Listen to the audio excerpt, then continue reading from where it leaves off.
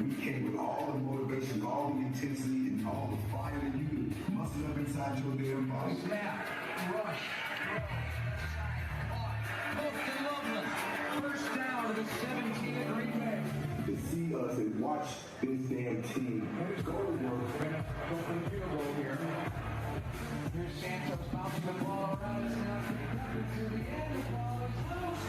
Far side of the field for the Green Bay Phoenix. Let's see who's got it. As they put to rest. We ended that game the way it was supposed to end. Snap.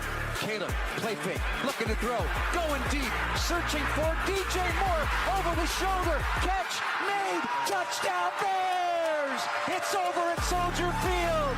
The Iceman cometh, the Iceman taketh a 46-yard spiral to the end zone to DJ Moore. There was no quarterback more clutch Bears, than our 4:50 quarterback, in number overtime. 18, Caleb Williams.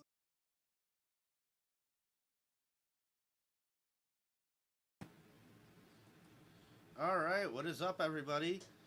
Welcome back to another BEARSKIFILM show, and yeah, I just wanted to play that little intro right there, a little promotion for the movie that's going to be playing at the bar locally here near me in Omo Park, and yeah, it's going to be quite an event. So anybody who can make it out, we definitely welcome.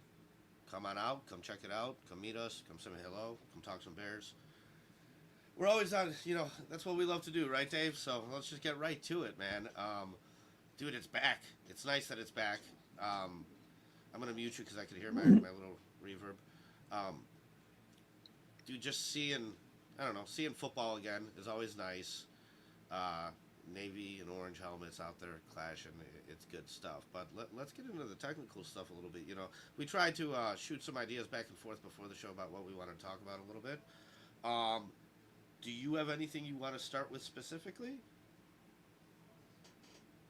No, man. I mean, the topics are the topics. I mean, I think as we do, we tend to not overanalyze the preseason because I think that's just not really worth doing. I'm more of I'd rather like start talking week 3, like once the dust settles, or preseason week 3, like figure out who's healthy, who's not, who's the starter, who's not, and then get into like the predictions of the season officially. In terms of the preseason game itself, I think it's just nice. I mean, I think we've said this before with worse coaching, but I think you can see kind of the trickle down of the schemes at least. It looks like Ben Johnson's offense from last year, so that's kind of nice to see. You have backup linemen like being real good road graders and, getting good offensive push, and you got backup running backs that, may not matter now, but will matter down the line. And that's always nice to see too. And it just does feel like we've been hoping for this for a while, but it does feel like the team has a bit of an identity at the very least, whether it's backups or starters. So I think that was promising and that was fun to see. So that's kind of like my only actual feedback from a preseason game, just because, again, kind of don't really see the point in getting too deep into it. So Yeah, it's wild because we sit there and we always explore different avenues and different possibilities and hypothetical situations and this and that. And, people lash out when they hear things they don't want to hear. And it's the NFL. You just don't know. How crazy is it that Ozzie Trapillo might play more snaps than Kobe Bryant? crazy. Right? Like, you just don't know. If I would have said that a month ago, 2 months ago, would have made no sense. But it might be very, very true. So, what do you think of him getting back so soon? I don't know. I hope it's not a thing out of necessity and it's not a thing out of a panic move. That's kind of my only actual hope, because just, us listening to the radio as we tend to do after a game and hearing that Jedrick Wills and I forget the third. Kieran Amagaji didn't play very well. So that was kind of obvious to see. Obviously, as a fan, they didn't play very well. I think there was a couple plays where you could see a sack come in, or putting a pressure on Jedrick Wills or something like that. But I just hope it's not a desperation move. I don't think it is because I think you have depth there, and Braxton Jones is a good enough starter at least for 6 games. Like, you don't have to do this week 2 of preseason. He doesn't need to get up to speed. He was a 8-game starter last year. He could catch up really quickly if he needed to, probably halfway through the season too, especially if he's like studying. If it is true and this is the case, then he's an athletic freak. I think it's one of the more impressive injury recoveries I've seen in like my lifetime, next to like the modern Achilles injury recoveries. And I just hope he doesn't get injured again, man. Because if he gets injured again on the same thing, that's definitely a career. Like, that's his career's over for sure. Yeah, I would hate for them to push him in there based off necessity, but the necessity is very real. I mean, I kind of wanted to get into this. David, you know me. I mean, we both have been screaming about this. When it comes to, building a model franchise, I look at the Patriots, and you got examples out there with the Chiefs and things like that. Like I'll use the Rams, right? The Rams are a good one. You get the coach. Coach even goes, quarterback's not good enough. I know it's Jared Goff. He's not good enough. And sorry, Lions fans, he's still not good enough until you start waving a Super Bowl ring around. It just hasn't happened for the guy. What did he do? Gets the right quarterback. You got coach and quarterback. Dude, defensive line pressure. You got Aaron Donald there. Like, don't mess with that. The second Aaron Donald's gone, what do? Myles Garrett. You don't just Band-Aid that. You treat it with respect and with the attention that it deserves, right? We've been Band-Aiding the defensive line. We've been Band-Aiding left tackle. Those are like the next 2 things that come in line. Coach, quarterback, defensive end, left tackle. And then I would say get yourself a shutdown corner if you can. Everything else is going to be a merry-go-round. Wide receivers are going to change. Tight end's an interesting one. But, like, I remember a year on the Patriots where the only first-round pick was Nate Solder, the left tackle. They made it work. Like, you're going to have a lot of moving parts, but there's some things that you really just need to stay consistent and be able to lean on. And I hate what we're going through with left tackle right now. I mean, I hate what we're going through with defensive end and defensive line position too, David. Yeah. Did you hear we signed from the Cowboys? It was Marcus Davenport.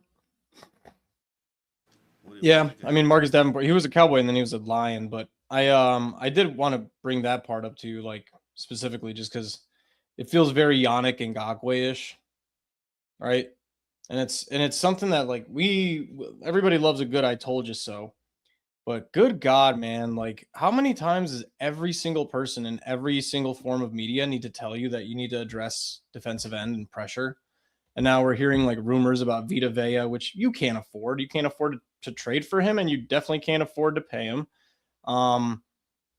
You can't really get anybody else. Myles Garrett's off the table. Max Crosby's probably a maybe trade deadline guy, but to a team that's probably richer than you. And again, you're just stuck in, a rock and a hard place where you're just stuck band-aiding defensive end, which is going to end up being like one of the most important positions on this team because you need pressure. It's the most important position on any football team on defense, really. And it's just frustrating, man, because, like, how many times do people need to tell you about this and then you just kind of ignore it? And everybody has to, like, kind of say, "I told you so," even though we don't want to, because it was one of the most obvious things in last season, right? Like last offseason. Like, you knew that you needed defensive ends, but you didn't do it. So I don't know, man. It's frustrating in that regard, but I mean, hopefully he works out and hopefully he's a good player, but I mean, he's Marcus Davenport. He's a backup for a reason. He wasn't on a team for a reason up until now. So it is what it is, right? No, 100%. And like, you look at what Howie Roseman did with the Eagles. Remember when they picked up Robert Quinn off of us? And they gave us a 4th-round pick, and Robert Quinn did nothing for them? And it's still worth it. Because if they make the playoffs and that guy gets you 1 or 2 sacks in the moments that matter most, it's totally worth that 4th-round pick for them in that position, right? You look at what the Rams did with a guy like Von Miller, where they went and got him for a year. Like, you cannot have enough defensive line pressure. You just can't, right? And it would be so much nicer if Montez Sweat was your number 2. Like, I heard someone on ESPN say like, "Oh yeah, if Austin Booker can get 10 sacks, like dude, Montez Sweat didn't he come short of 10 sacks? Wasn't he like 9.5? Like, what are we talking about here? Yes, of course it'd be nice, but you're relying on some 5th-round pick, young kid, to sit there and do that. No, why don't you actually invest the capital that you should be into that position and get some results from it? And by the way, what's up, King Bookout? Always happy to see you too, man. Salute. But yeah, I mean, dude, they've been doing this over and over and over and over, and it is frustrating. And so, you know, it's going to really bother me if Rome falls short again, because I mean, like you said, a good "I told you so" story. I mean, one of the reasons why we wanted to do this is so we have it on tape. Like, we were harshly criticized and have been all along the way. Carl told me Rome was going to get 1,500 yards last season, David. What happened? Oh, well, he's hurt. You know, someone's Kevin White. Like, yeah, the production's the production. The rest is all excuses. And that kid needs to show up, man. He needs to show up big this year. Then on the other end, you got Jared versus the what was the response for what you got instead of that? So I mean, fucking sucks, man. But yeah, I mean, we're gonna see how it shakes out. I don't feel great about it as of right now. I think, unfortunately, like Dennis Allen is gonna make chicken salad out of chicken shit. But with Kobe White out and Thieneman, like, you know, he's a rookie. Like the reports are that he looks a little bit deer in headlights ish, right? Which he should. He's a rookie, so it's fine. But the fact that he already looks like that is not great. So yeah, I don't know, man. Like, it's just, I'm kind of sick of saying "I told you so" in this case because I don't want to be.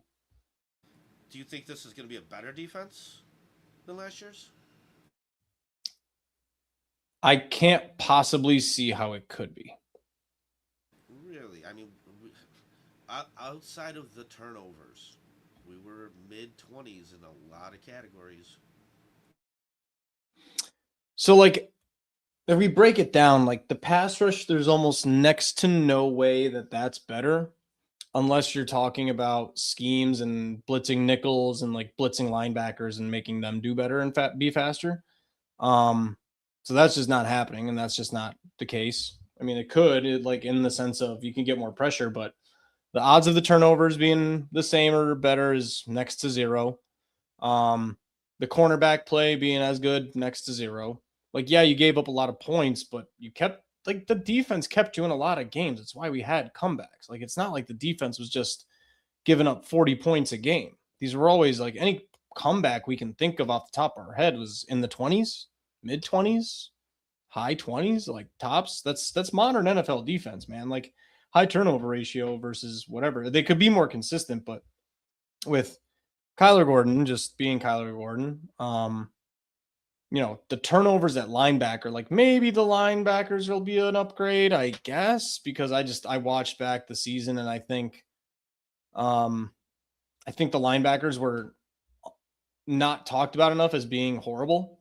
I think not TJ Tremaine Edmonds was really, really fucking bad. But then yeah, I mean, Kobe, like the secondary is objectively worse.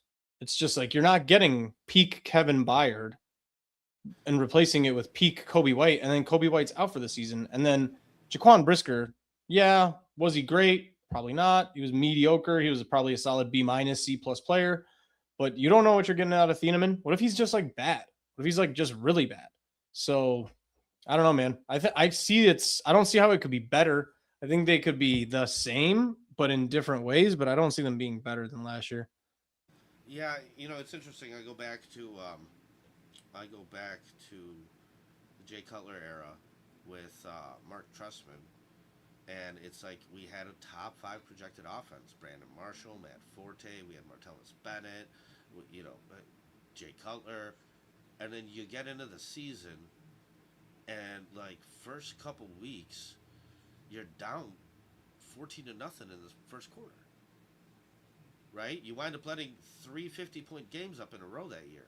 Historically bad defense. Listen, whatever kind of firepower you have, the strategy in football is so impactful that is it okay? Let me try and turn that up a little bit. Thank you, Scottish. The strategy in football is so impactful that, like, dude, if I am up 14-0 in the first quarter, you're one dimensional. No matter what kind of firepower you have, you're very easy to predict on what you're gonna do, and that's how you wind up throwing multiple interceptions. And so like, for me, all the offense stuff is great, but I've always ideally wanted balance, right? Like when they talk about situational football, I think people think situational football and relate it to plays. What do you do on 4th and 1 when you're at the 20-yard line? What do you do here in this situation? But I look at it as a bigger picture thing. There was a game where Bill Belichick threw the ball 3 times. And they just ran. And it was a hurricane, dude. Like, you got it. But they had the guy to do that. Right? They had the third string, no-name running back that'll get you 4 touchdowns because the situation called for him to be the best player of that game. And I think that kind of balance is really important. And it's not here. I don't see that here. I mean, I thought it was shocking enough that we were able to lean on the defense as much as we were last year. Like the Raiders game, dude, we had 3 turnovers at the half, and we were losing 10-9. Because when you say situational football, like now last year you weren't confident enough to put the game in the hands of the offense to kind of like shift and dictate the situation. But like what you're talking about is what you could do as a defense if you're not as consistent or as good is like what you said, flip that script and make the other team one-dimensional, right? So if you can get on people 10-0, 14-0 really quickly and early, like your defense being bad doesn't necessarily mean as much because you could still like keep up and score more and maybe get a turnover. But end of the day, it's still gonna. Is that when the pass rush that we don't have becomes impactful? Right? Yeah, because when there's no pass rush, like teams are gonna come back on you because they can keep passing the ball and nobody's gonna get the sack and nobody's gonna get the turnover. So I don't know, dude. I mean, I've been kind of ignoring the negativity side of this season. I've just been like so optimistic because I just see progress coming. But it's just like we had such a miracle season that break even. If you have the same season, if maybe not a little bit worse, I think that's probably still pretty successful comparatively. Yeah, it's interesting. There's a way that we get to 10-7 and make the playoffs, and I'm not necessarily happy. And there's a way we get to 10-7 and miss the playoffs, and I'm ecstatic. I know that's a weird thing to say, but it really is a lot on eye test situation. I mean, some of these games are coin flip games, David. Me and you both know that. And so, dude, I want to see progress. I want to see growth. I mean, you hear a lot of things coming out of training camp with the command of the offense that Caleb has, with the attitude, just the way it's carried is different, and just the execution and the confidence in the execution is definitely different than it was from last year. Like, that is huge to me. That can carry you, but they're not making it easy for the kid by any means. No, I mean, those big QB jumps do happen in this year, though, right? Like the second year with an offense or like the third year in the NFL, that's when you get those big QB jumps. So, like you said, that's cool if it happens that way, but it is a lot to ask also. At the same time, I think we do have like the people in place to do it. It's just, I also don't want to become that team that in the NFL, we watch this and we're just like, what a wasted opportunity for this kid, right? Like when you watch Josh Allen with a good defense and then all of a sudden now Josh Allen has like no team around him. Like that team has been decimated by injury and like free agency leaving. And then you wasted like the good years of like Lamar Jackson and, Lamar Jackson and Ed Reed had some overlap for God's sake, and they couldn't get it done. So it's like, for real. So I don't know, man. Isn't it crazy to say, by the way, that I think Lamar Jackson's entering his like 10th year in the NFL? Yeah, it's nuts. Isn't that weird to say? Dude, and it's crazy that those guys just haven't been able to get it done at the end of the day. And it sucks. It sucks, but it's a tough league, and so it just kind of is what it is. David, who do you think's the best team in the NFC North? Who do you think comes out on top in this division?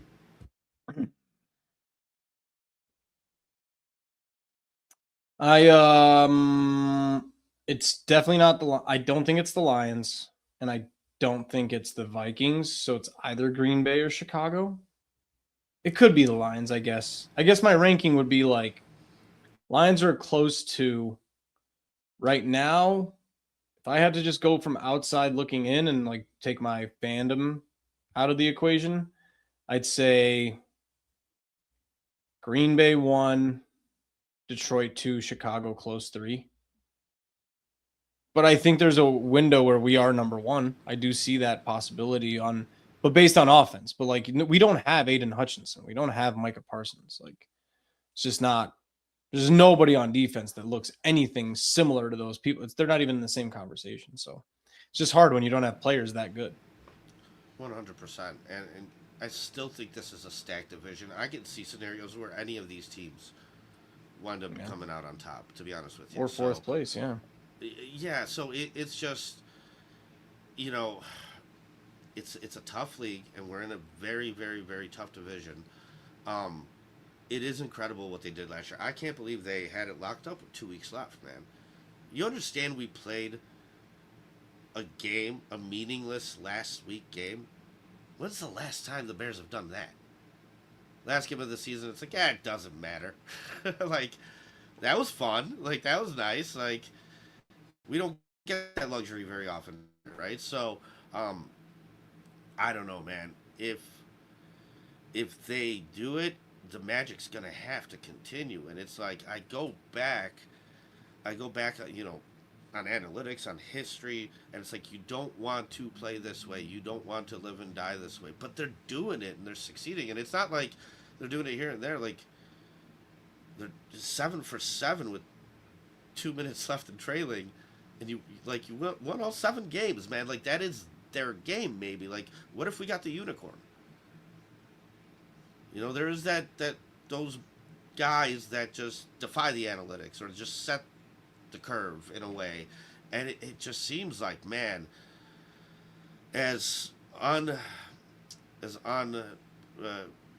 probable as it is, it might just be what it is, man. I don't know. But I do hope we see that rise in Caleb's floor this year, man. I think that's important.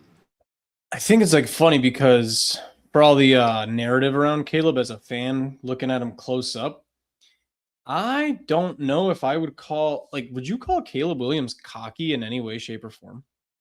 Or overly confident? Am I crazy in thinking that he's kind of humble? There have been moments, but it's such a deserved cockiness because it's not before he does it, it's after he does it. Like after he beat the Packers, he went up there and said, "You guys wanted this. You got it." He's not saying that before, right? Like before the game, he's giving them praise. That's a good defense. That's a good coach. Like that's a tough team. This and that. But after the fact, he's like, "Oh no, we heard you. We heard you."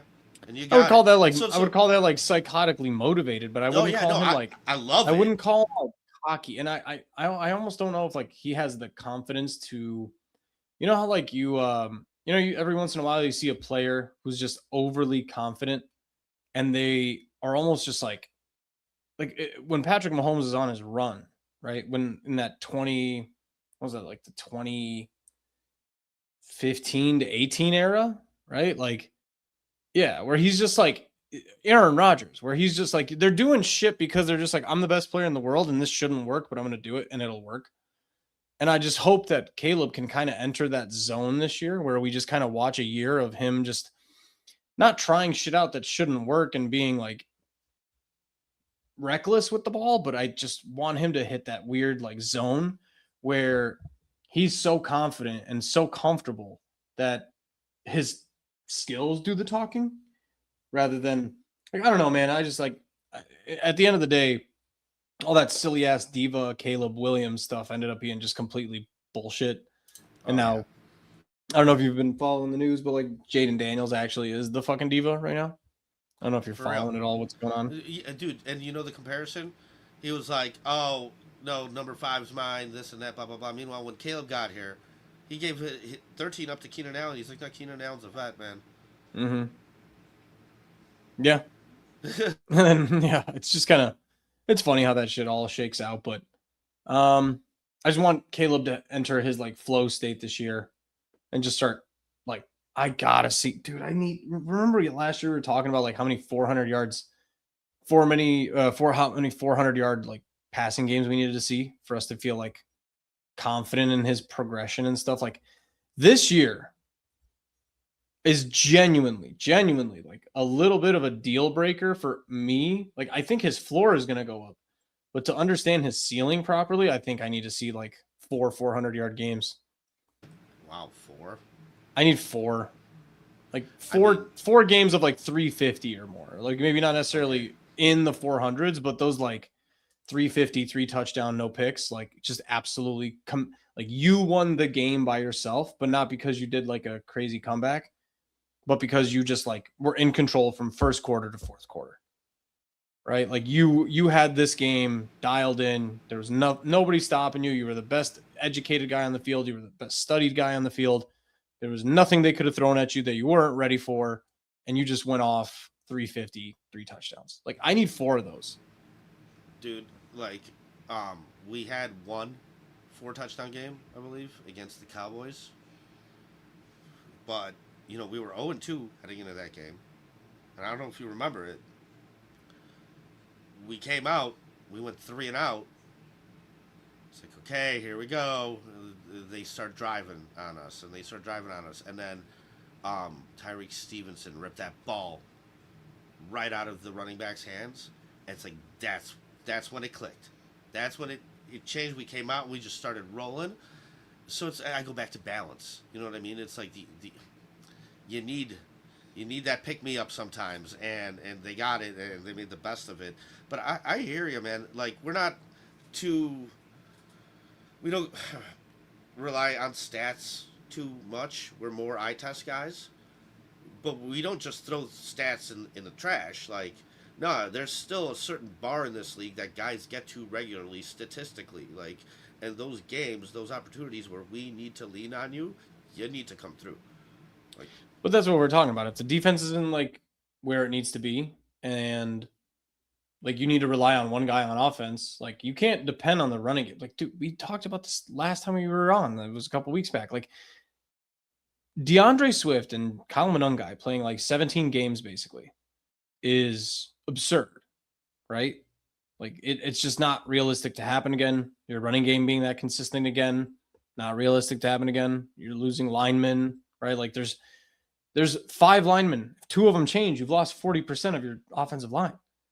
So the only one like easy controllable is how good your quarterback is and how good he's progressing, especially like week to week. So if you need to rely on somebody while the rest of your team is under like changes or going through some stuff, like this is the year, man. Like year 3 in the league, year 2 in the same offense. Like this is when, you talk about Joe Burrow all the time. Like Joe Burrow making it to the Super Bowl in his second year, right? Not third year, second year. Yep, second year. I'm not saying he's Joe Burrow. Nobody's Joe Burrow that like progressed that quickly and looked that good in the NFL and does it so effortlessly. But you got to get to that stage, man. You got to get to that point if you're going to be top 5. Like he's top 10 now. You want to like be that guy that like people are talking about top 5, man. You want to change the culture of the Chicago Bears. Like you got to be that guy, man. Got to have 350-yard games and make it look easy for 4 times a year.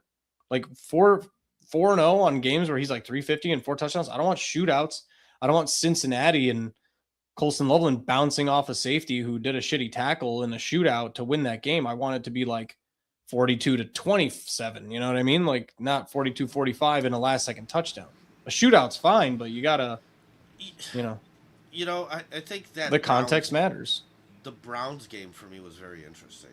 Like the end of the season there, because it's like, okay, so you go and you get on this little run, right? Like you come back against the Giants. You win this shootout against Cincinnati. You beat the Vikings. You beat the Steelers, and then you have that like dramatic Philly win that really felt like it put you on the map, and you go to Green Bay and just get smacked, right? Like, yes, the interception at the end, but that's not what I'm talking about. I'm talking about the first half of that game where you only had like 36 yards. Like, you got smacked when you went there. And it's like, okay, so now we have the Browns coming. This is a team we should beat, but that PTSD settles in. Like, fuck, are we going to beat them? Like, I just hope we don't lose. I believe that was our conversation. Like, I just hope we don't blow this. And we went in there and just took care of business. And it's like, that's what you need to do as a good NFL team. The bad teams, you got to stomp them. And you got to stomp them like that. So that was nice to see. And then to you know, play against San Francisco and just stay toe-to-toe with them. That was nice to see. I don't care that you lost that game. Like, it was very positive for me to see you be able to keep up like that. And so I think that's... David, are you frozen? Well, yeah, I think David might have froze. I think that's what's important for me, more than anything else, is to sit there and, yeah, Dave, you may want to quit and rejoin. I think you can hear me, but I don't know if you can see me. Yeah, no, you're not moving. I can't hear you. But to me, that's what I want. And I want those matchups when they come against those teams that are struggling, that are doing bad. Yeah, you may just want to quit the stream and come back altogether, David. Those opportunities, you have to take advantage of those. And those winnable games, they can't be struggles. You got to go in there and take care of business against the bad teams. And if you can do that from the start and solidify yourself as a good team early on, I think that that's the way you're gonna wind up actually progressing throughout the season and you know, becoming a more legitimate type of team. Yeah, I see it now, so you're good. But yeah, as I was saying, David, I want those opportunities against those bad teams. You got to come through. Those things can't be struggles or what ifs. King Buka's right, by the way. The San Fran game was definitely Caleb's cleanest game. Yeah, It was, for sure. that was probably the game that you want to see a little bit more of, and that's kind of what my time is.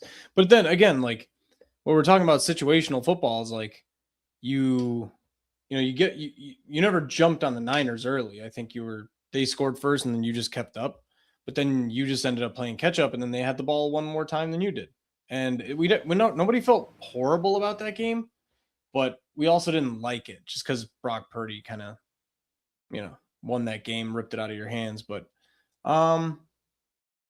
yeah, I mean, I don't know. David, you went 3 and out on the first drive. Yeah.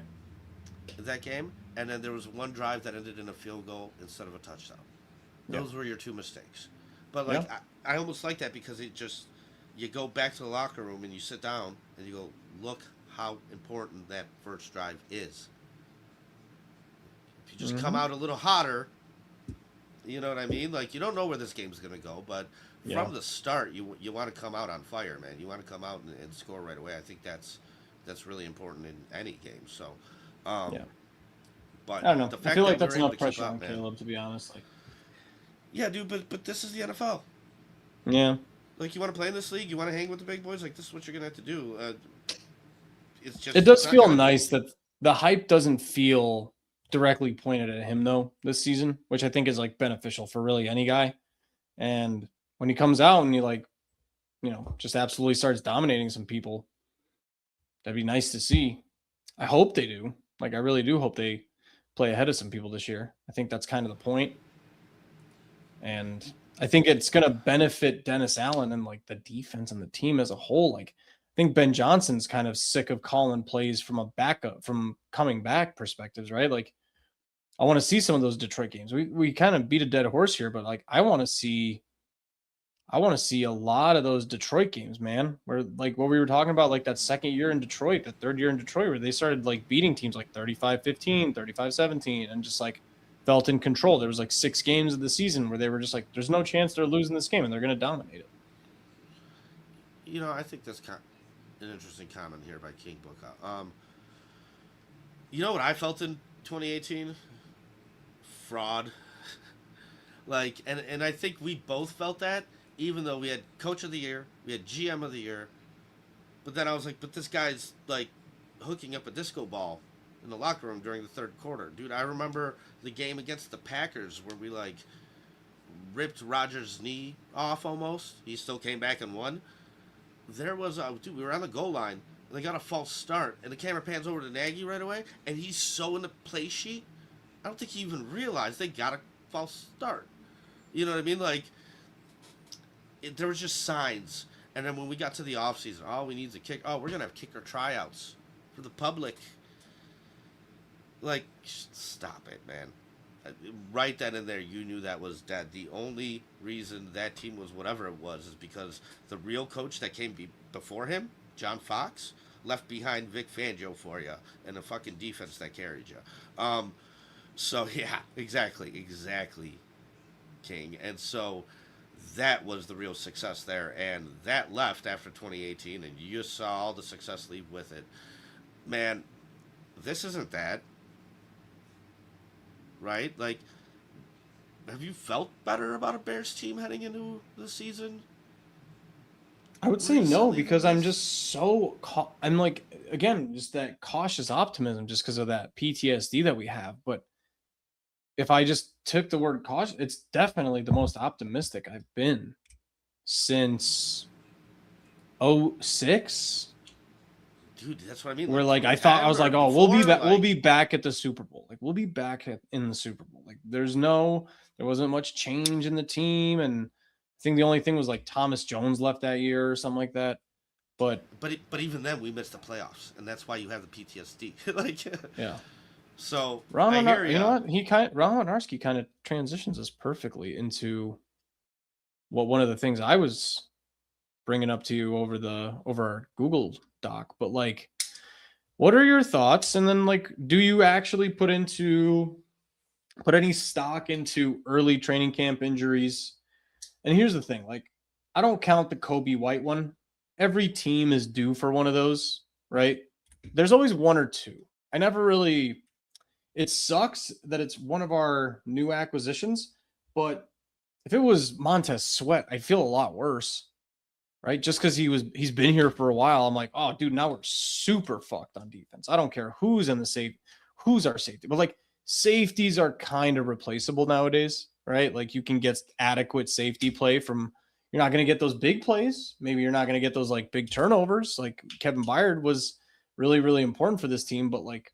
Every team is going to be due for one of those. The Packers lost Micah Parsons and still basically made the playoffs, right? Like one game away from the playoffs. So you don't get to kind of make those excuses with Kobe White, but I am curious on your thoughts on the little nagging injuries that they've been building up. Is this like, is this something that you think about at all? I've let some of the speculation and gossip of like hard practices enter my head that like, you know, hey, that kind of sucked, but I don't know. Do you have any thoughts like deeper than just training camp injuries? Because like the training camp injury list is fucking huge, dude, compared to other teams.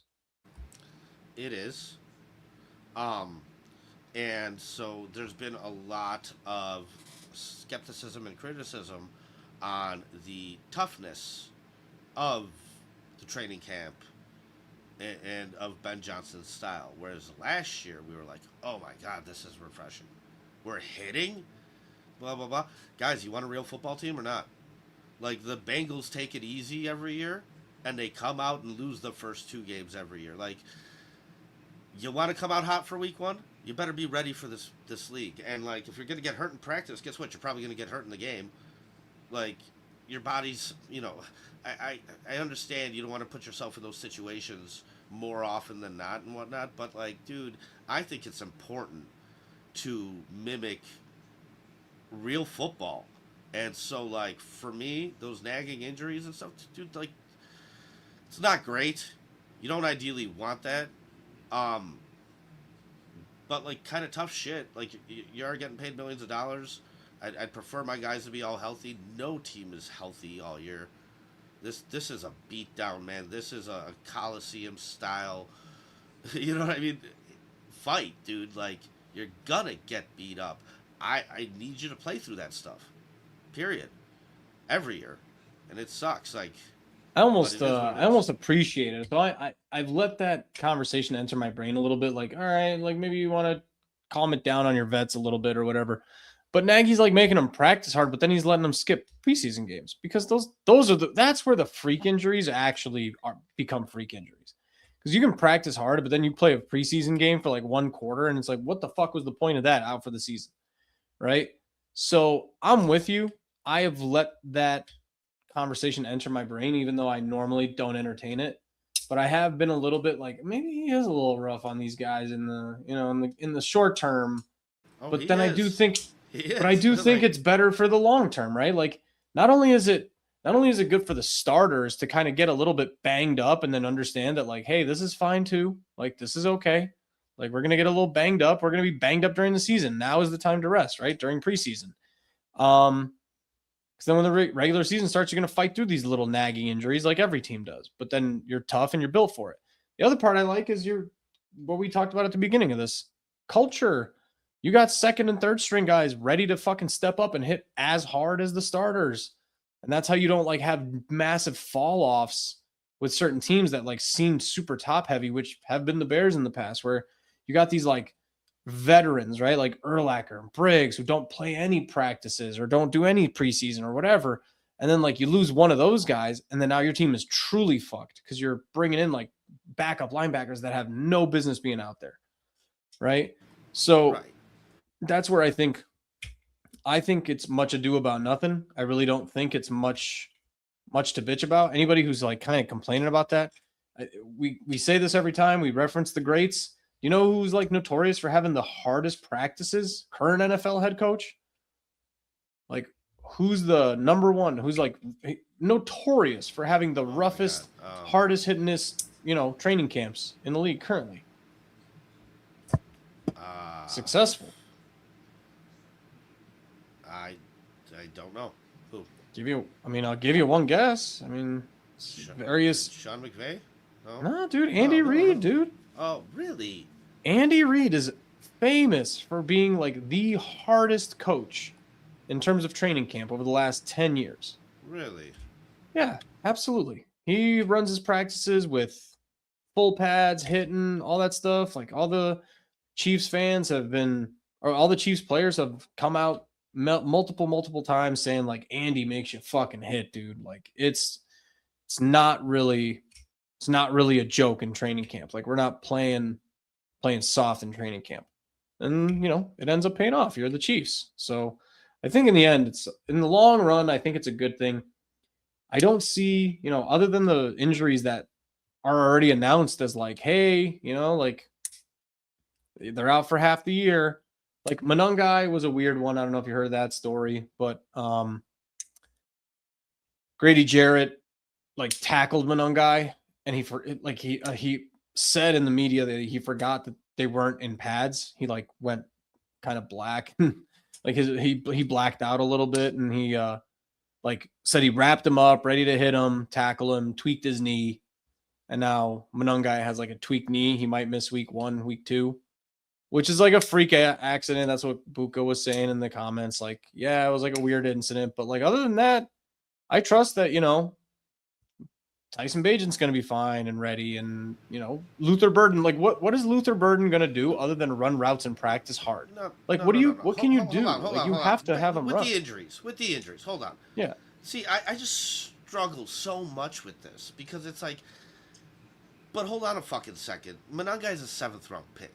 Like, dude, we have guys like Zach Pickens. We have guys like Shamar Turner. Dude, you know how many Monangais I could fucking get if I trade those picks back? Yeah. Right? So, like, I weigh a lot more on that than I do. Like, dude, I'm not trying to lean on some 7th round running back. And so, like, when that stuff happens, yeah, okay, next man up, fresh legs. Like, I like the kid and all, but... Dude, do you remember Arian Foster? Undrafted, led the league. Okay, but when he was done, David, he was just done. No, like, it was just over. Well, he's undrafted, like, for a reason. There's a lot of faults that came to play, and like, dude, these again at the end of the day, dude, Jeremiah Love went to the Cardinals 4th overall, and he's got a high ankle sprain right now as we speak. He's probably going to miss week 1, week 2, or whatever, barely be ready for it. Like, that's when you're fucked. When you spent your fourth Right. overall pick on a running back. I get what you're saying, but I'm just saying, like, I'm giving you the context of these injuries, but like Luther Burden has to run routes. If he's got a tweaked knee, he's got a tweaked knee. Like, you know what I mean? I don't know what to say about some of these injuries. Healthy is the guy that you're paying 5 other guys to block for. I just don't want my quarterback beat up. I expect my running back to be hurt. It's nice to hear Like- that Rome is having a good camp too, though. I'm really hoping Rome. No, yeah, exactly. And same thing with Khalil Herbert. What initially he was Fifth rounder. Yeah, dude. So like, Bring him back. Fuck it. Let him run the ball a little bit. Fuck dude, it. Who fresh cares? legs. Like Roshan Johnson right now Oh, versus I'm so sick of the Roshan Johnson conversation, dude. right. So then I was thinking about this. So like, why even?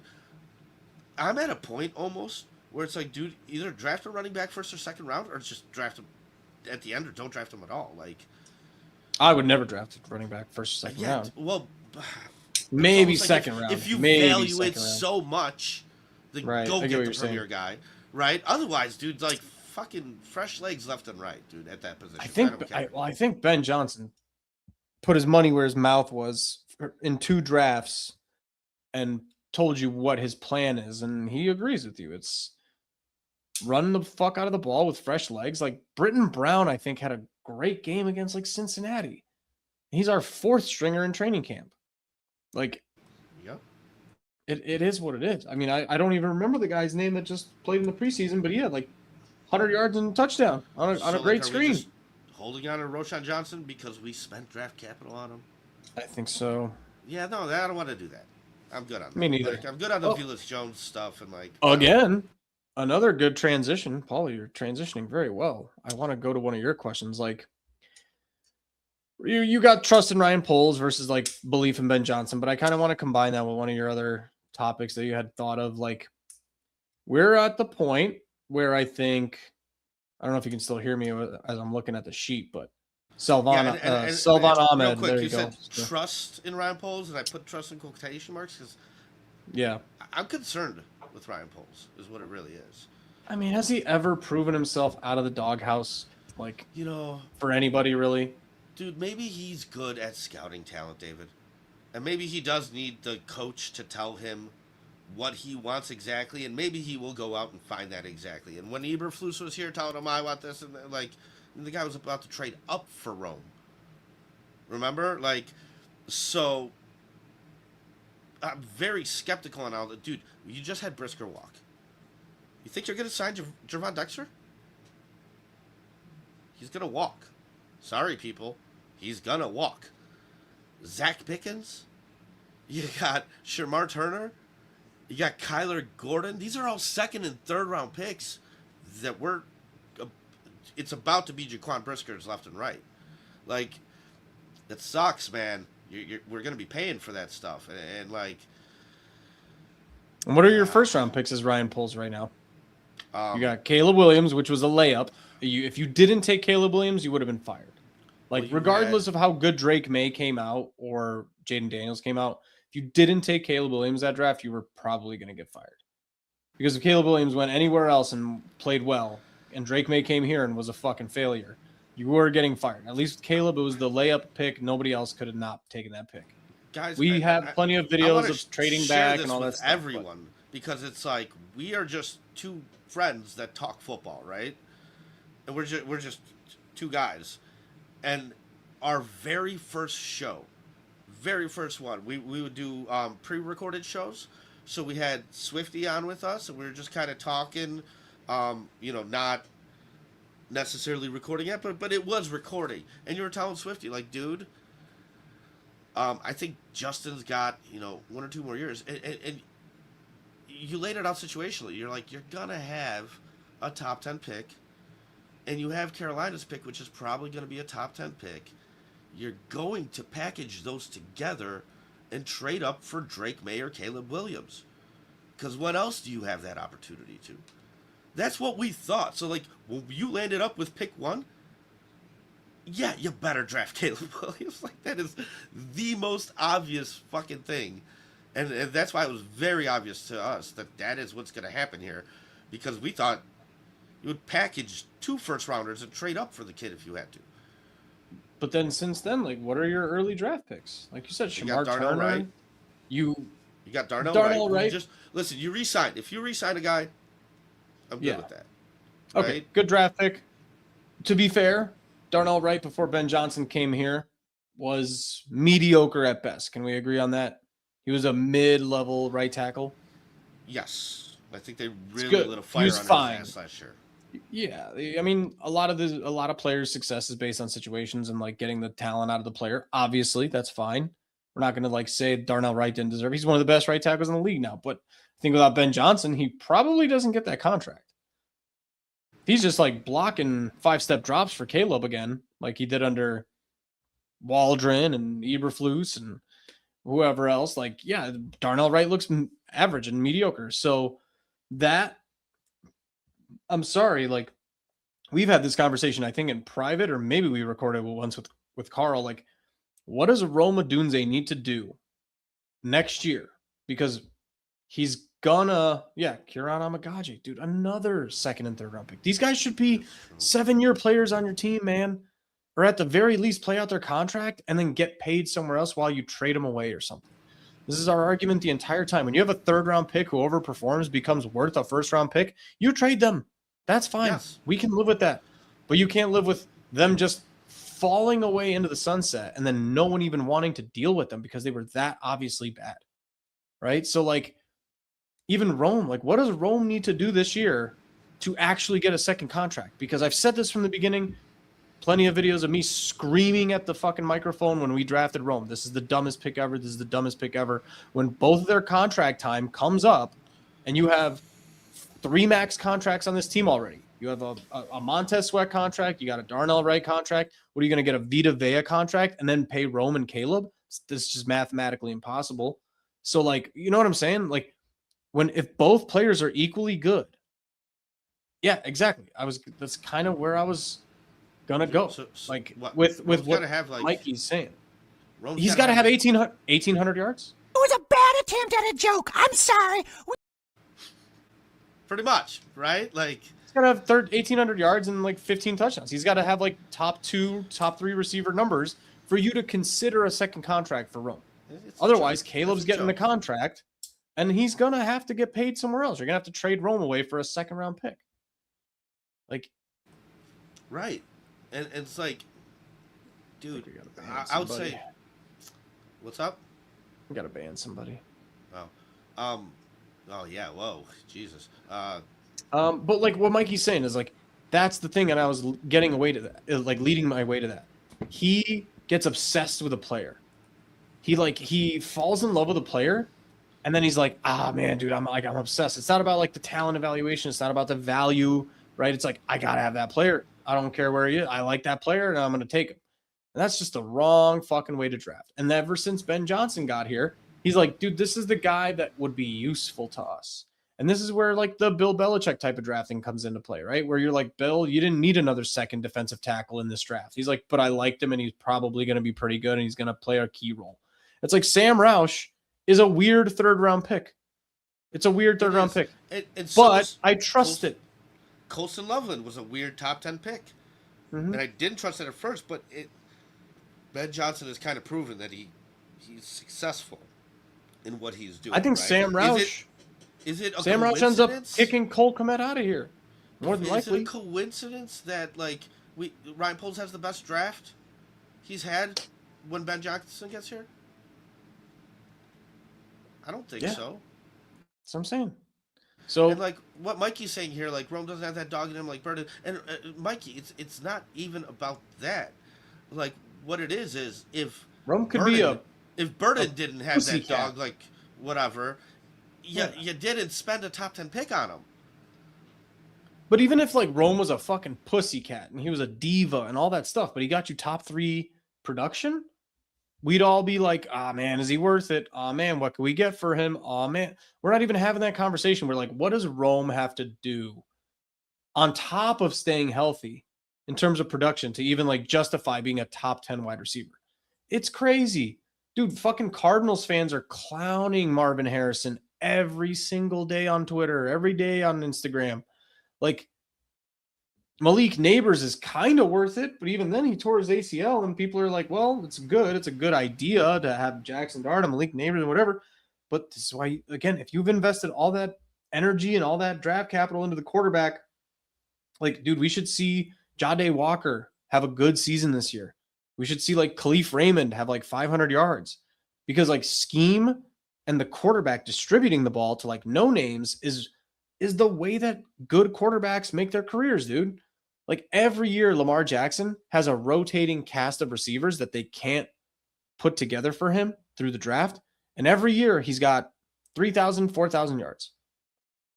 You know, King, We one of go. my hot takes. Go for it, Paul. Yeah, for sure. I said if Marvin Harrison Jr. dropped back to 9, I'd be excited because we're guaranteed a trade partner.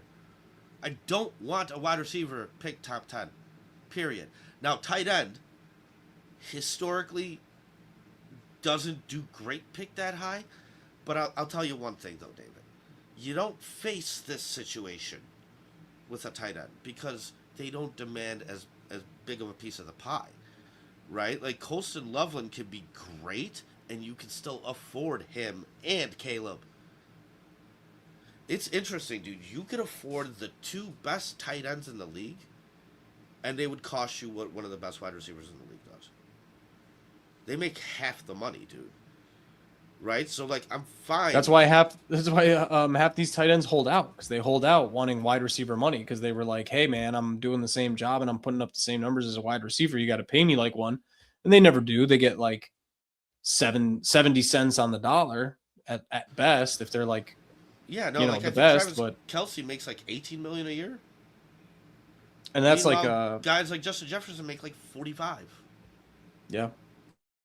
I mean, that's But a again, huge difference. that's why going back to the start of this conversation, like I still don't know if Ryan Poles has earned anything. He might be holding Ben Johnson back at this point.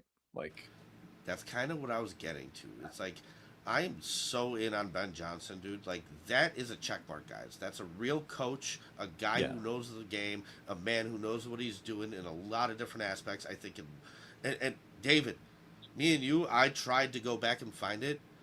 We were not Ben Johnson guys. We were all in on Vrabel because we knew what we were getting with Vrabel. And he made the Super Bowl. I mean, we didn't know everything Vrabel was giving everybody, right? So, but Ben Johnson, dude, I think very quickly we changed our tune because he earned it. The guy earned the respect. I mean, period. to be fair, we just said we'd prefer Vrabel over Ben Johnson, but if it wasn't Vrabel, we'd take Ben. Our first choice was Ben Johnson, but like Right. we were still just Vrabel guys. We're always going to be, and I'm other than the Rossini thing, which I don't understand how that man kept his job. Like, good for the NFL somehow. Jesus Christ! Like, oh, Vrabel was into something. Or somebody. Oh, yeah, hey. yeah. Dude, like, I don't know how that guy's supposed to like walk into practice week 1 and be like, all right, guys, week 1 next week, no distractions. All right. No, make sure you get enough sleep and you don't do anything stupid this week and get in trouble. And it's like, man, shut the fuck up, coach. You can't Like, take that how seriously, do you, right? yeah. How do you Bullshit. listen to that guy in the locker room from now Meanwhile, on did moving you forward? hear Like, Caleb went to practice and looked at Ben Johnson? He had like bad hair. no, that was Sam Roush. Oh, was it Sam Roush? He goes, "Do you sleep Yeah. here?" And he's just like, "Go fucking run the play, dude." Like, Yeah, don't do fucking. I ask the goddamn questions Right, around here. get the fuck out of here, kid. Like, Yeah, that was dude, great. no, for sure, he checks every box. He checks every box. I want that guy here. You know what's funny, Ryan Paulie? Poles? Ryan Poles is probably holding him back, David. Time is cyclical, Paulie, and it always ends up being like, what's the quote? You ever seen the Arrested Development quote where the guy's No, I like, haven't watched that show. I've sent this to you before, where it's like people delude themselves into thinking it's gonna work, but you know it never does. And then he pauses and then he goes, but it might work out for us. And then and you know what, where I'm getting to with this is how many years we were like, you can't do it backwards, you can't have the coach and then get him a GM. That's not how it works. You gotta top down this shit. And now we're back to the thing where we're like, you know what, we got to keep this coach, but you know what we got to do? because it might work for us. Get him a better GM. And then we're just like, oh, God damn it. We're No, fucking right. So morons. like I said, dude. Actually, so I'm hopeful for the results of this draft and the future drafts because, like I said, Ryan Poles may be good at scouting talent. He just may not be good at deciding what talent you should Pulling be the trigger, yeah. Pulling right? that trigger. Like Rome wasn't Eberflus' pick. Well, I mean, it happened while he was here. So if Eberflus said, "I want Rome," that's why you're trying to trade up. Oh my God, here he is. I don't even understand that Jesus. reference, but You know, whatever it It was is. a bad attempt at a joke. I'm sorry. There you go, Carl. yeah. You're still part of the show, buddy. So, Always welcome to hop on. yeah, it's always great to hear from some piece of shit, right? So, But let's like to finalize. Zach Pickens, 100%. Well, he's already off this team. Shamar Turner, this is Where's the he year. Like if he doesn't, I mean, What? he's Yeah. literally if he doesn't exist this year, he's off the team. Kyler Gordon, I saw a headline today. It's probably clickbaity, but like probably going to get traded or released because just what's the point of that contract Not at this living point? That's up just to the the guy money. you fell in love with. Jaquan off the team. Jervon Dexter will 1,000% be off this team. Like, I don't think you guys understand. Like, the numbers I've heard, the numbers I've seen about Jervon Dexter, like if he breaks even or somebody did a projection, like if he plays exactly on pace this year with how he's been playing, like 8 to 9 sacks, he's going to get top 5 defensive tackle money. Let him get it somewhere else. Let him get it on the Yeah, Dolphins. for Let him real. go back to Florida where he's played his college ball. Like, that's fine with me. I will be totally fine with not, Dude, all I heard was Jalen Johnson this, Jalen Johnson that. Okay, well, Jalen Johnson was hurt last year, and what? How far down the depth chart was Nahshon Wright? right. Okay, Fourth. so like, I think he was the 4th guy when he next started the season. man up, man. Next man up. I don't care. Like, if you're Yeah. going to demand the money, there needs to be a historical consistency of high level play that you feel good about continuing in order to give that guy the money. Like, I paying for potential can be very, very risky, dude. Like, And even when he got the contract, he was playing fine. But I don't know if he was like he had like 6 good games, 8 good games. Like that does not deserve a extension. David, he had like 2 or 3 years, and in total he had 3 picks through those. And then he got 3 picks the year leading up to the contract. He was one of those guys who's like, when this guy's healthy, he's the best nickel corner in the league. It's like, dude, yeah, but he's played like 8 No, he's games. capable. At nickel. He's capable. He's fine. I mean, he got Like, yeah, toasted last year. He's capable of having a good game for you. He's capable of being a solid piece, but this isn't like Revis Island here. Like, that's why I was always against paying him top money. Could you imagine if we did that? And we said, thank okay, God we you didn't. Yeah. overpaid him based off necessity, and you only overpaid him a couple million. But this is why that shit hurts if you really overpay him, because these guys do get beat up. These guys do get hurt. Dude, I had one comment on Facebook. Somebody was like, "Oh, we should have kept DJ Moore." No, you shouldn't have. The second I round hope pick you got for he- DJ Moore could become a guy like Luther Burden that's here for 4 years or more. Yeah. Or what? Keep DJ Moore for 1 more year? And then he's just a release. He's a cut. That's what it would be. Right? Yeah. Like, it's You got to maximize what you can out of these guys. Like, I get you want to be fans of these guys. Like, DJ Moore is doing just fine in Buffalo. I've seen plenty of videos where people love him and he's having a good time. And good for him, man. Like, that's he fine. probably has a better chance of winning a Super Bowl there. If you truly love DJ Moore, Yeah. you should be happy for him. Yeah. Fine You're by being me. selfish. You're being selfish because you saw the guy in a Bears jersey. He had some amazing moments. But what needs to happen is the quarterback needs to be good enough to fucking carry this team. You know what I mean? And that's why we're talking about guys like Johnny Walker. And that's why we're talking about guys down the line on the depth chart. But dude, spending a top 10 pick on Rome and him not coming through for you, that fucking hurts. Dude, and not only that, but it sets you back like 4 years. Literally, because you've been looking for a defensive end since then. And while Jared Verse is getting traded for Myles Garrett. Yeah, could you imagine if we had Jared Verse last couple of years and traded him now for Myles Garrett? And you could have just signed Tyler Boyd in fucking free agency instead. Pretty much. You're telling me Like- that Rome's 700 yards for 2 years Was are it irreplaceable? Yeah, no, exactly. Right. So it's what we're saying about Ryan Poles. We don't want to become handcuffed to the fucking draft capital spent. But we as fans allow ourselves to do that. We haven't seen Carl in this show for a year. And he comes in off the top fucking ropes and just says that Kyler Gordon is the best player on the Bears defense. Like, just I think that's with an angle to try and absolutely. It's just like it's just nothing. Carl. Nothing's changed. Nothing's changed. He does not believe that. No. Carl, Josh Blackwell, maybe better. Yeah, dude. I think this team has 3 current Pro Bowlers on the goddamn roster. Like, on defense. Montez Sweat, TJ Edwards. Who's the new linebacker we got from Cleveland? Who's the new linebacker? I forget his name. It was Ruben. No, that's Ruben Hippolyte. But no. Another Ryan Poles pick, by the way.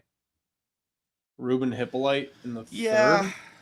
I thought that's another one. He had an okay game, but like, okay, so here's one. Well, again, I'm just saying, third round linebackers. Vandenberg, and I know this kid's getting hype, and he's been getting hype, and now the hype's hitting high. David, historically, dude, tell me we're never going to hear from him. Tell me a 6th round defensive tackle that's a Pro Bowler. Paulie, I am all for. Well, I think it's John Randall and end of list. Oh, dude, how the fuck do you know? Dude, that's like 70s, isn't it? 90s. No, I don't think so. I think you have to go back to the 70s to the Jets had a defensive tackle. John Randall. My God, dude, it's been decades. And it happens once every couple decades. Big John Henderson in Jacksonville or something. Like, he might have been a first round pick. I don't fucking remember. Dude, it doesn't happen. But like, I'm just saying, like, I would love for the Bears to be one of those stories where he's not a defensive tackle, but J.J. Watt was close to that. I think he was like a late round pick. Ends up being like a first ballot Supreme Hall of Famer. I'd love for the Bears to finally have one of those stories. I can't remember the last time. Jared Allen for the Vikings. Yeah. But those are defensive ends. I'm saying like interior linemen? No, it doesn't happen. Not with defense. Yeah. I'm sorry. I cut you off. You want the Bears? No, I mean it's fine. I want it to be one of those stories. Like, I'm all hyped. I'm ready to get a Vandenberg jersey and have one of those stories where he's like, he's from South Africa and he played rugby and now he turned into football. And like, who's the left tackle in the Eagles? It's basically this copy paste story. Jordan Mailata, right? Fucking Australian. He just was a big body and he didn't know football. He just needed the right coaching. Like, all for that, man. Statistically, historically, if Jared Vandenberg has 2 sacks the whole year, amazing 6th round pick. Amazing 6th round pick. Like, let's get the perspective on. You know what I mean? That's why, let's Austin get Booker. Yeah, Austin Booker. Austin Booker's already lived up to his draft capital. Yeah, absolutely. He's a starting defensive end from a 5th round pick. Like, dude, correct.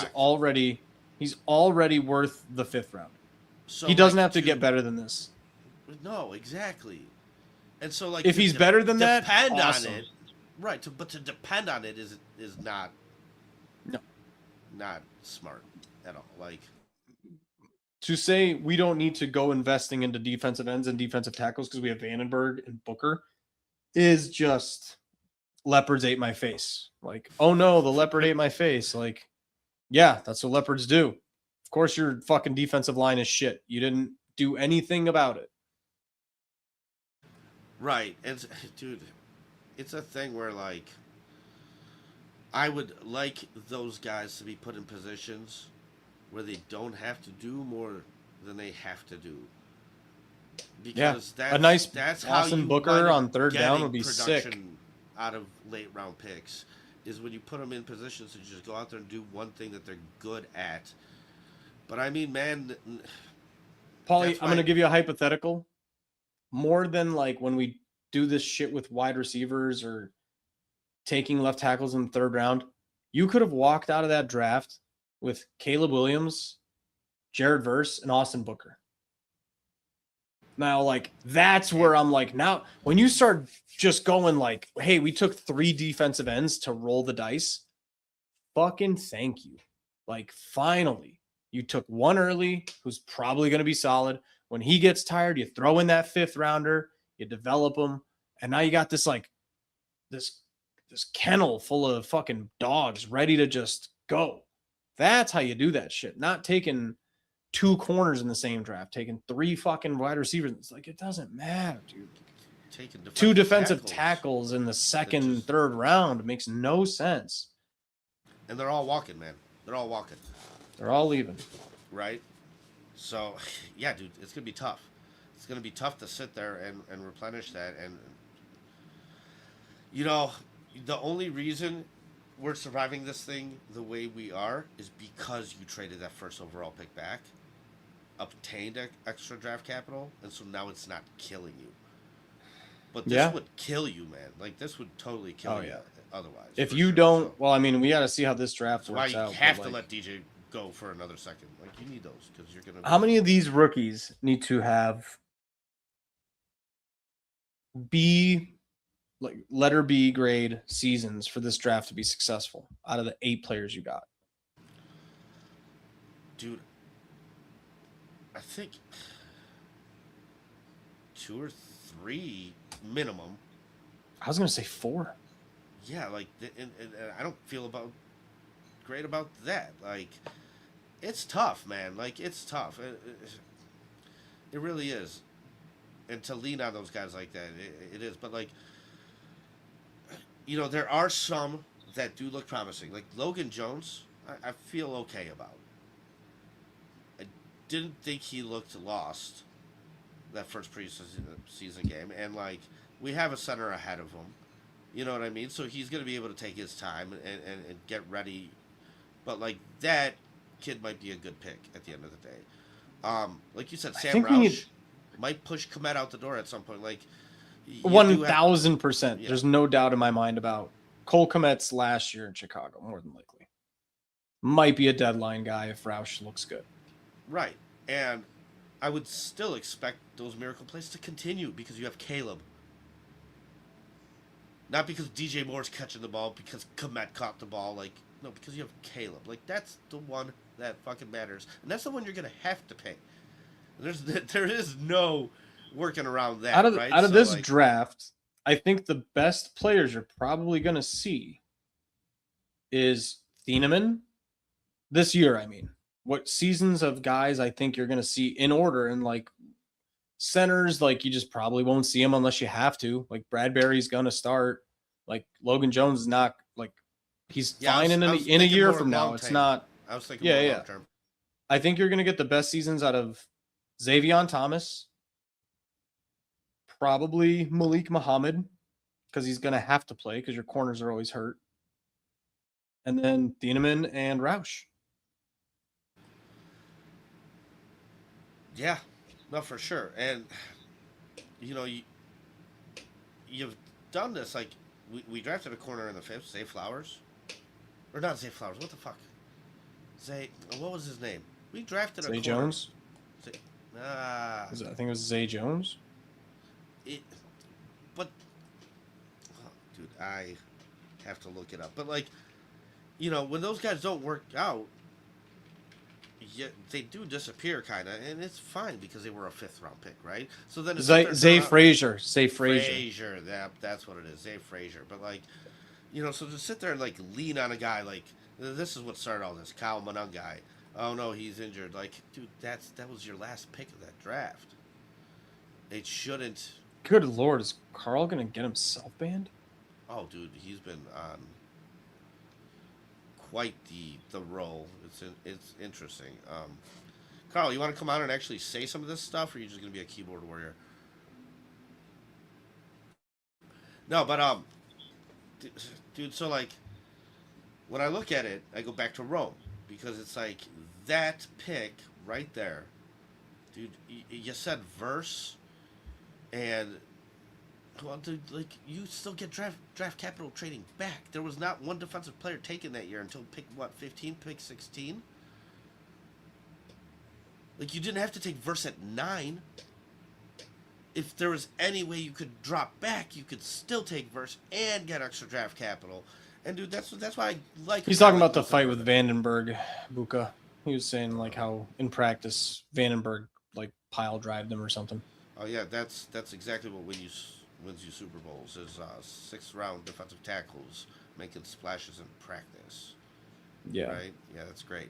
But that's why Logan. No, that's more of a thing of Logan Jones is gonna suck because Vandenberg beat him in practice, is what he's saying. Okay. Yeah. No. They're. Dude, I saw. Who was it? Number 79. I'm not sure who it is. Turn around and run back, and like Logan Jones, like almost like blocked him a little bit and hit him because Logan Jones is taking up his space. Like he's where he's at. This guy's turning around, running into him. Like this is what I'm saying. Like clogging your lanes. It's there's a lot more schematic stuff that goes on when you're a group of 5 than just losing a one-on-one battle. And you're a rookie losing to another rookie, and it's practice. Yeah. Like stop it. Whatever. So Carl's just being Carl. I'm not gonna let him dictate where we go with this. But yeah, dude, I don't know. I'm out of topics for today, man. I mean, it's been been an hour and 20 of training camp rumors, but for sure. But I mean, what is nice though, David, and what is different and what is refreshing, let's end this on a little positive note, is like I usually have so many complaints. I mean, we've come on this show in preseason and be like, why do we still have Matt Eberflus here? What the fuck are we doing?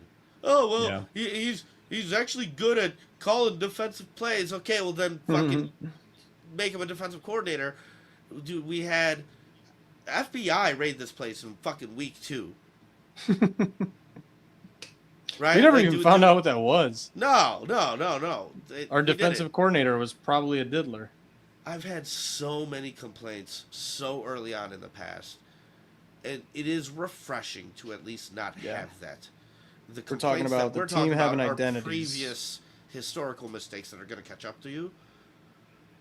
Reese, dude, last year's draft was a hit. This year's draft needs to be a hit because those mistakes are going to catch up to you. Like, you got to make up for them somehow. So, yeah, man. I don't know if you got any closing thoughts, but I think I'm good. Oh, man. I don't know. Just looking forward to more of the same from game 2. They used to be dress rehearsals, not anymore. Really not much to look forward to in terms of preseason anymore, but it's nice to see the jerseys out there. It definitely is, man. So we will, we'll get back on track at doing this more pretty regularly. Yeah, week to week to week. And, of course, everybody, thank you so much for coming on. You know, Mikey, King Booka, I guess Carl, too. But, no, we appreciate all of you. Once again, you know, coming out with that movie this year, that was awesome. The feedback it got and the attention it got was awesome. I am going to be showing it at a bar here locally. David's coming. I'll be there.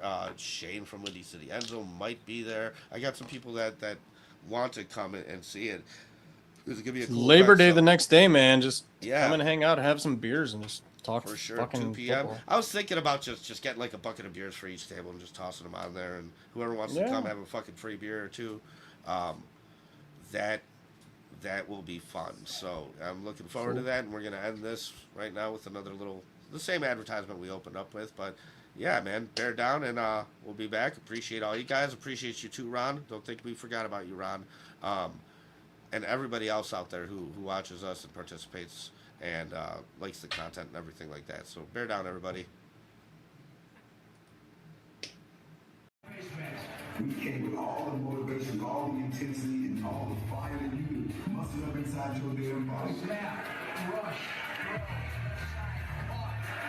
Loveland, first down to the 17th. see us and watch this damn team go to work. We're gonna go for the field goal here. Here's Santos bouncing the ball around. It's now kicked up into the end. The ball is loose. Far side of the field. First three. Make an excellent save. Who's got it? And they put to rest. We ended that game the way it was supposed to end. Snap. Caleb, play fake, looking to throw, going deep, searching for DJ Moore, over the shoulder, catch, made, touchdown Bears! It's over at Soldier Field. The Iceman cometh, the Iceman taketh a 46-yard spiral to the end zone to DJ Moore. There was no quarterback more clutch Bears, than our 4:50 in quarterback, number overtime. 18, Caleb Williams.